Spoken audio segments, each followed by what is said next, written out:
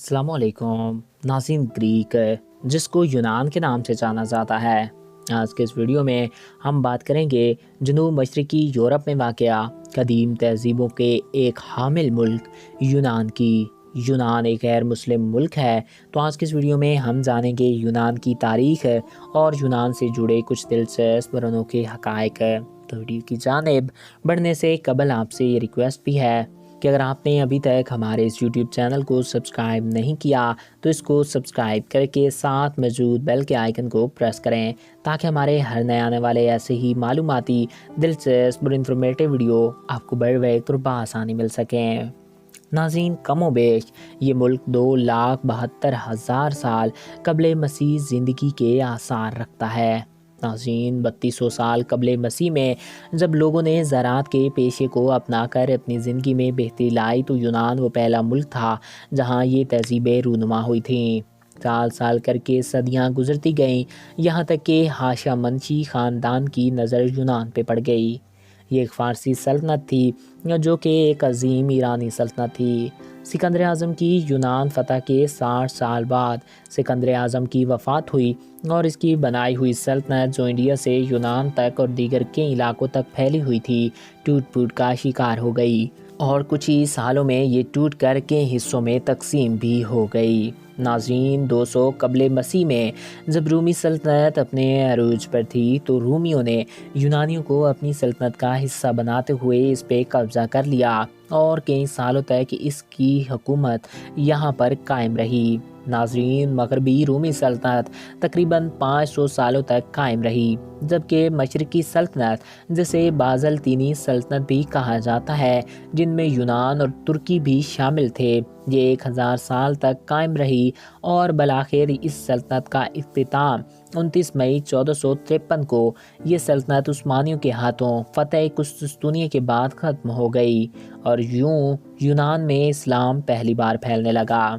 ترکوں کے دور میں اس علاقے نے ترقی کی، مسجدیں بننے لگیں اور تعمیر کی طرف توجہ دی جانے لگی۔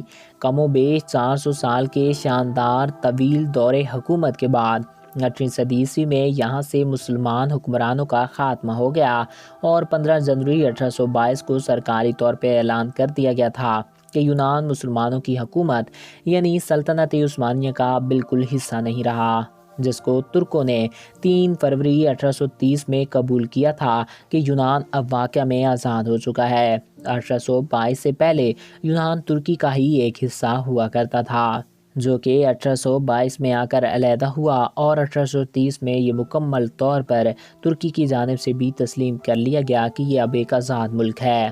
اس ملک کا کل رقبہ 1,31,957 مربع کلومیٹر ہے اور یہ دنیا کا 96 نمبر پہ آنے والا بڑا ملک ہے۔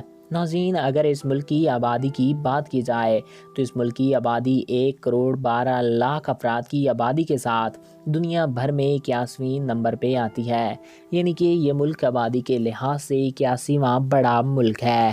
یونان یورپی یونین کا باقاعدہ ممبر ہے۔ یورپ کے دوسرے ملکوں کی طرح یونان کی کرنسی کو بھی یورو کہا جاتا ہے۔ اس ملک کا کالنگ کوڈ +30 ہے۔ پاکستان سے یہ ملک تقریباً 4000 کلومیٹر سے زائد دوری پر واقع ہے اور یہ ملک پاکستان سے وقت کے لحاظ سے تقریباً 3 گھنٹے پیچھے ہے۔ ایتھن یونان کا دارالحکومت ہے اور یہ شہر یونان کے عظیم ترین شہروں میں سے بھی ایک مانا گیا ہے۔ اس شہر کو دنیا کے سب سے خوبصورت اور دنیا کے سب سے پرانے شہروں اور دنیا کے سب سے زیادہ پراسرار شہروں میں سے ایک مانا گیا ہے۔ جمہوریت کا تصور بھی سب سے پہلے یونان میں ہی قائم ہوا تھا اور وہاں سے یہ طرز حکومت دنیا کے دیگر ممالک میں پھیلا۔ ایتھن شہر کی آبادی تقریباً 22 لاکھ کے لگ بھگ ہے، یعنی یونان 1/3 آبادی اس شہر میں رکھتا ہے۔ یونان کی سرحدیں ترکی، البانیہ، میکڈونیا، بلغاریہ جیسے ممالک سے لگتی ہیں۔ ناظرین، 2006 میں یونان میں مسلمانوں کو مساجد بنانے کی اجازت مل گئی تھی۔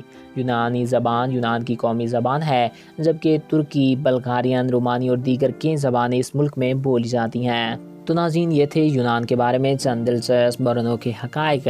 میں امید کرتا ہوں آپ کو ہمارا یہ ویڈیو پسند آیا ہوگا اور آپ کی معلومات میں اضافہ ہوا ہوگا۔